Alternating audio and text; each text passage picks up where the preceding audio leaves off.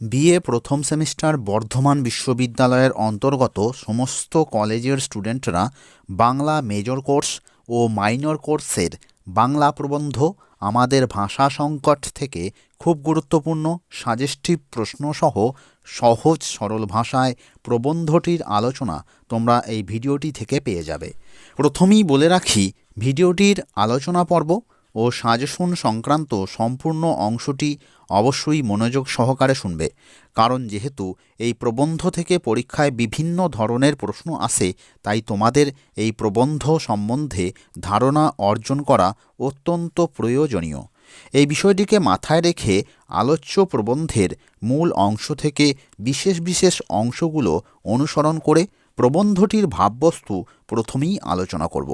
তারপর 10 নম্বর, 5 নম্বর এবং 2 নম্বরের জন্য খুব গুরুত্বপূর্ণ প্রশ্নগুলো নিয়ে আলোচনা করব। এখন আমাদের ভাষা সংকট প্রবন্ধটির ভাববস্তু সম্বন্ধে আলোচনা করব, তোমরা ভালো করে শুনে নাও।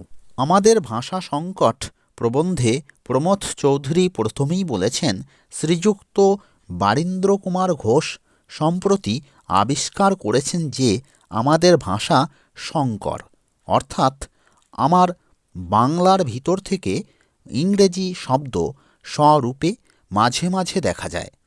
এ অপবাদ সত্য, তবে বাংলার ভিতর ইংরেজি ঢুকলে ভাষা যদি সংকর হয়, তাহলে শুধু আমার নয়, দেশশুদ্ধ লোকের ভাষা সংকর হয়ে গেছে। বাংলার ইংরেজি শিক্ষিত সম্প্রদায়ের কথোপকথনের দিকে কান দিলেই টের পাবেন যে আমাদের মৌখিক ভাষার বিশেষ্য বিশেষণ সব বেশিরভাগ ইংরেজি, আর ক্রিয়াপদ ও সর্বনাম শুধু বাংলা। তারপর জনগণের মুখেও যে কত ইংরেজি কথা তদ্ভব আকারে নিত্য চলছে, তা সে শ্রেণীর বাঙালির সঙ্গে কার্যগতিকে যার নিত্য কথাবার্তা কইতে হয় তিনিই জানেন। রাজমিস্ত্রি, ছুতোর মিস্ত্রিদের অধিকাংশ যন্ত্রপাতির নামের যে বিলেতে জন্ম, তাতে আশ্চর্য হবার কিছুই নেই, কেননা মিস্ত্রি কথাটাই বিলেতি। বিলেতি শব্দের অর্থ বিদেশি। প্রমথ চৌধুরী আমাদের বাংলা ভাষা সংকট প্রবন্ধে আলোচনা করেছেন যে ইংরেজি কথা যেমন আমাদের ভাষার ভিতর প্রবেশ করেছে, ইংরেজ রাজা হবার পূর্বে অপর নানা জাতীয় বিলেতি কথা তেমনই আমাদের পূর্বপুরুষদের ভাষার ভিতর অবলীলাক্রমে ঢুকে গেছে। আর বাংলা ভাষার অঙ্গে যেসব এমনই বেমালুমভাবে বসে গিয়েছে যে সেগুলি যে আসলে বিলেতি, তাও আমরা ভুলে গেছি। নবাবী আমলে কবি ভারতচন্দ্রের মুখে শুনতে পাই যে তাঁর কালে বাংলায় এইসব বিলেতি জাতি বাস করত, যথা ফিরিঙ্গি, ফরাসি, আলেমান, ওলন্দাজ, দিনেমার, ইংরেজ। ফরাসি অবশ্য ফ্রেঞ্চ, আলেমান জার্মান, ওলন্দাজ ডাচ, দিনেমার ডেন, আর ইংরেজ ইংলিশ। তাহলে ফিরিঙ্গি হচ্ছে নিশ্চয়ই পর্তুগিজ। ফ্রেঞ্চ ফিরিঙ্গি না হয়ে পর্তুগিজ যে কেন, তা হলো সে রহস্যের সন্ধান আমি জানি নে। শব্দের রূপান্তরের আইন কানুন আমি জানি নে। ভারতচন্দ্রের সঙ্গে সব জাতের চাক্ষুষ পরিচয় ছিল। তিনি বহুকাল ফরাসডাঙ্গায় বাস করেছিলেন। তিনি বলেছেন, পর্তুগিজদের আড্ডা ছিল হুগলি, ওলন্দাজদের চুচুড়া, দিনেমারদের শ্রীরামপুর, সবশেষ ইংরেজদের কলকাতা।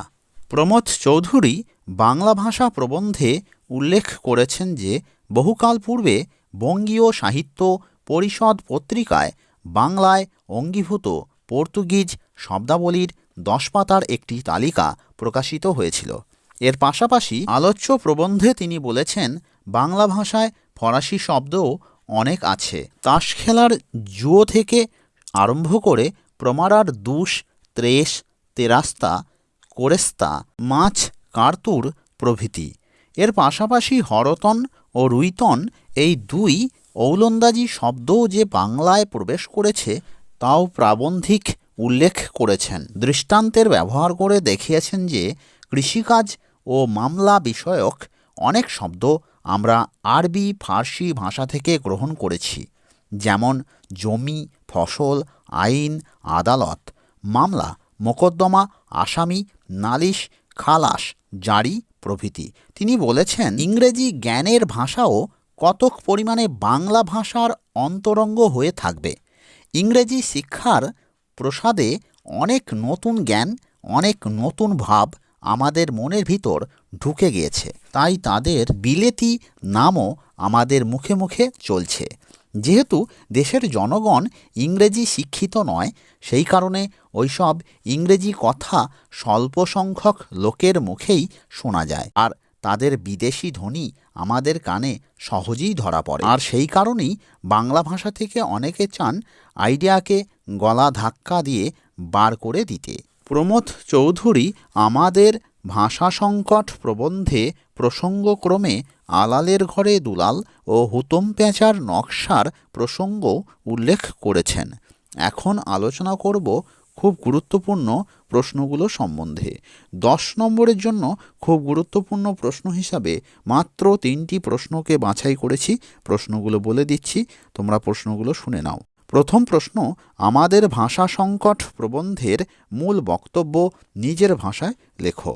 10 নম্বরের জন্য গুরুত্বপূর্ণ দ্বিতীয় প্রশ্নটি হল, বাংলা ভাষার সংকট দেখা দিয়েছে কী কারণে? এই সংকটকে প্রকৃত ভাষা সংকট বলা যায় কি না, এই বিষয়ে তোমাদের অভিমত ব্যাখ্যা করো। 3 নম্বর প্রশ্ন, নবাবী আমলে বাংলা ভাষায় বিদেশি শব্দ গ্রহণ এবং আধুনিক কালের বাংলা ভাষায় বিদেশি শব্দ গ্রহণ সম্বন্ধে আমাদের ভাষা সংকট প্রবন্ধ অনুসারে আলোচনা করো। এবার দেখে নাও 5 নম্বরের জন্য খুব গুরুত্বপূর্ণ প্রশ্নগুলো। 5 নম্বরের জন্য খুব গুরুত্বপূর্ণ প্রশ্ন হিসাবে 3টি প্রশ্নকেই বাছাই করেছি। প্রশ্নগুলো তোমরা দেখে নাও।